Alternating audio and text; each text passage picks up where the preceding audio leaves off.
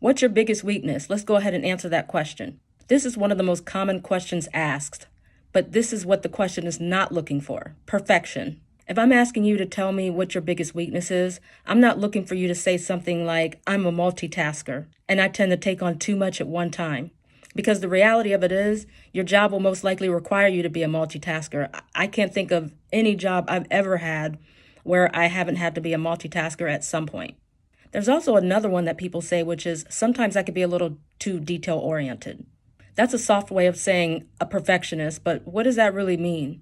That's not always a bad thing either, because it's a bad thing if you provide too many unnecessary details. But if the details are necessary, then you need to provide them anyway. Doesn't matter how many details there are. The best way to stay out of murky water with this question is just to be honest and talk about what you learned from that weakness. All people want to know is that you learned something from that weakness and you're not going to do it again. So I'll give you a generic example. Here it is. My biggest weakness was over-talking in presentations. I decided to use an app called Chorus to measure how much I was speaking compared to the audience I was presenting to.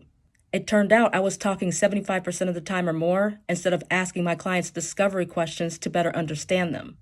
That's why I wasn't upselling products as much as I wanted to, and I was surprised when a churn risk came out of nowhere, or so I thought.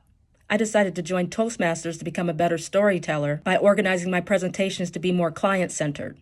As a result, my upsells increased in Q4 by 32%. My CSAT scores increased from 4.5 to 4.8 out of 5, and I was able to renew all contracts that were 6 months from expiring without any issues. The end. So side note, this is a real weakness. There's no world in where this is not a weakness. I just decided to use that as a generic example. I went to a Toastmasters meeting yesterday, so it's at the top of my head.